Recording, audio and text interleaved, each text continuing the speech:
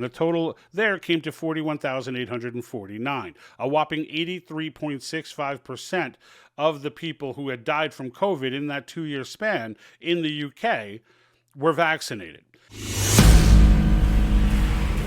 So I was putting together a video for you guys based on a report done by Roman Balmakov from the Epoch Times on his Facts Matter program on Epoch Times TV, and it was regarding aerosol versions of vaccination spray that are maybe or may not be dispersed in the future, but are certainly available, and I will still put that video up. However, during the process of making that video, I stumbled across a statistic that kind of blew me away, and I want to make sure that I share this with you properly because it stunned me. And I think, in the end, when we look at what might be coming and what had happened in the past with regards to vaccinations and such, I think no matter where you stand on the fence, we were not given informed consent. And I think the information was staggering. I think it was coming in bits. People were saying different things, and nobody was walking away with a full breath of whether or not they should or should not take the vaccine. And some did, some didn't, and it didn't that's not really my point. My point is more the informed consent wasn't necessarily there. And those who came out against a certain message or spoke a certain way were taken off the web. So that being said, if we're going to go through this a second time around, I found this to be pertinent information from a government website. So it's not conjecture. It's not something we're making up. It's not something that's theory or something along those lines. These are hard statistics from a UK government website. And here's what I found. So as I went through Balmakov's video, he showed something from Substack was one of the sources that they had used, or at least I got led down that path from a flash that he put on there from this Dr. Panda's newsletter. And I went ahead and found it because he didn't leave a link to it, but I was able to find it. And I did. So here's the website. There's a link to it in the description. And as I was reading through it, there was some interesting material for sure.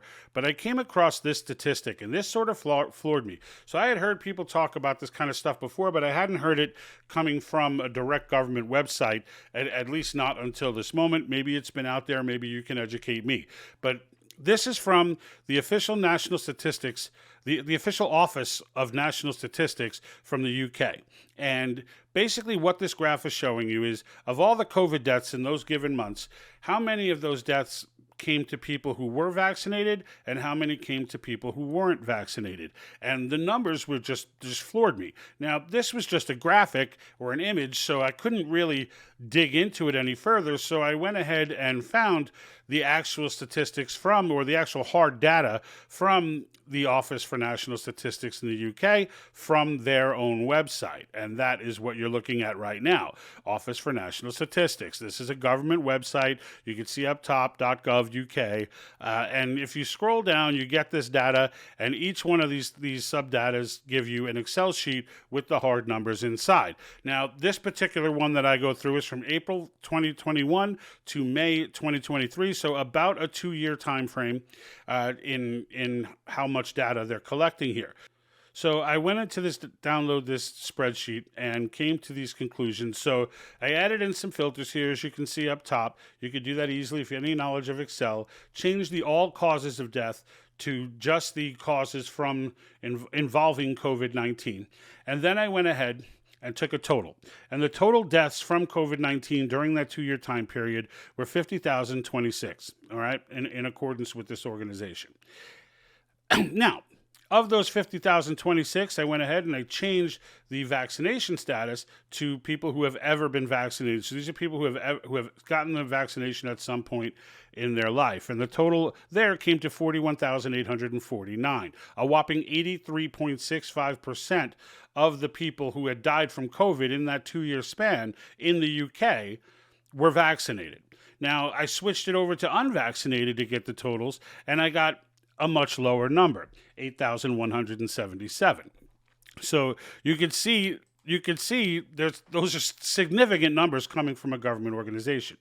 Now, I went ahead and changed the cause of death just out of curiosity to all causes. So these are people who died from anything from a car accident to COVID, and these were the numbers we got.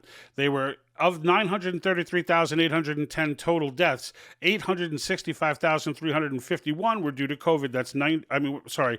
Were people who were vaccinated, and that's 92.67%. 68,459 of those deaths were not vaccinated. Now, this does not suggest that the vaccine killed these people, all right? But it does bring up an interesting statistic for you to come to your own conclusions with, or maybe take your own research even further. The original statistic, though, the 83.65% of vaccinated individuals who still died from COVID, as opposed to 16% who were not vaccinated that died from COVID, that's important.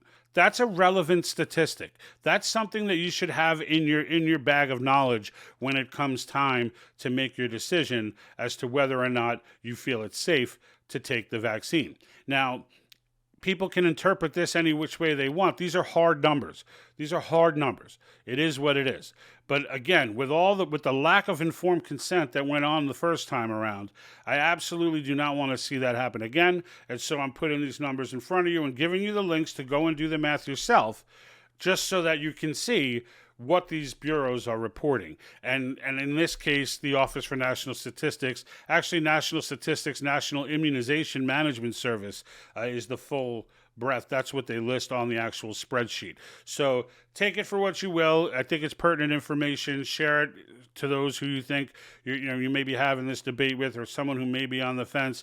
It may be one more tool in their toolkit to be able to make an informed decision. Until next time, folks, join me every Wednesday night, 5:30 p.m. Pacific time, where we go live. I go ahead and answer any questions on Article 5.